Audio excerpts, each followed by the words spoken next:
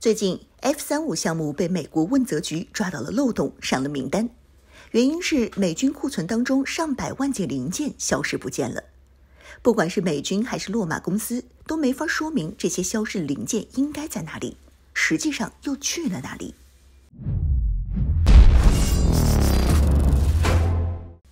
Hello， 各位老铁，大家好，欢迎收看本期迷彩虎，我是虎妞。长期关注美国军事发展相关动态的人，应该都对美国国会当中的政府问责局，也就是 GAO 并不感到陌生。作为国会用以监督政府与军队预算开销的审计部门，他们出台的报告向来都以高质量、讲真话著称。基本上每一份 GAO 关于军队的报告都直指美军的现实问题。比如 F-35项目最近几天就被问责局抓到了漏洞，上了名单。这次遭到国会重点关注的问题是 F-35战斗机的后勤维护与零部件供应。过去很长一段时间，美国空军都在抱怨自己的 F-35机队有很严重的零件供应问题。受到零件供应的影响，整个机队的运营维护成本也居高不下，同时还长期妥善率没法达到预期。美军的这些抱怨引发了国会问责署的关注。他们详细地调查了 F-35战斗机的备件情况，然后惊讶地发现，按照美军的资产负债表，应该早在美军的库存当中的上百万件零件就这么消失不见了。不管是美军还是洛马公司，都没法说明这些消失的零件应该在哪里，实际上又去了哪里。按照调查报告当中的说法，实际上美军完全没有建立起针对 F-35零部件的库存管理体系。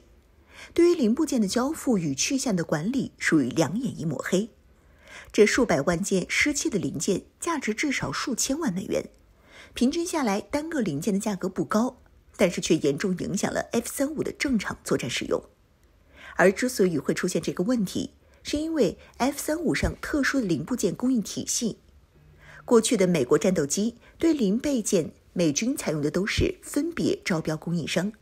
分别进行采购与交付管理，分别建立去向追踪的相关系统。到了 F-35上，则将这东西作为一个整体，完全外包给 F-35的设计生产方洛克希德马丁去管了。这下就出现了供应商自己管自己的情况，非常方便于进行监守自盗了。只要洛马口头上宣布交付，不管实际上零部件有没有进仓库，甚至不管有没有实际被生产出来，它都会虚空的变成美军的财产，美军都得给钱。所以这所谓失踪的上百万个零件，甚至都不好说到底是被盗窃卖了，还是压根儿就没有生产出来，只在账面上存在过。这毫无疑问是美国航空工业的又一次丑闻事件，展现了美国军工业现在在供应链上，在装备的正常维持以及仓库物流管理上都出了严重的问题。传统上大家都认为航空工业是美国的全部国防工业中能力最强、生产组织最先进、优势最大、最不容易出问题的行业。美国人说自己的火炮等陆军武器产量不足，大家觉得是正常的。毕竟美国传统上就不是什么陆军强国。后来美国人在造舰上不断的遇到交付延期、维修困难的问题，大家也会觉得是正常的。造船业美国人垮台许多年了，大家都觉得只要航空工业在，那美国工业能力的底子就还在，美军最大的优势就还没有消失。但现在看来，大家对美国工业情况的估计可能都太过乐观了。事实证明，即使是美国人最拿手的航空工业，现在也到了病入膏肓的状态。美国航空工业在多年调整整合之后，还剩下三大巨头：波音、洛马以及诺格。之前波音已经深陷生产质量危机当中， KC-46 加油机被多次检查出机身内混入异物，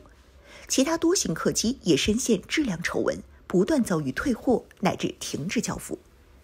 现在又轮到了洛马出现零部件与库存管理的问题，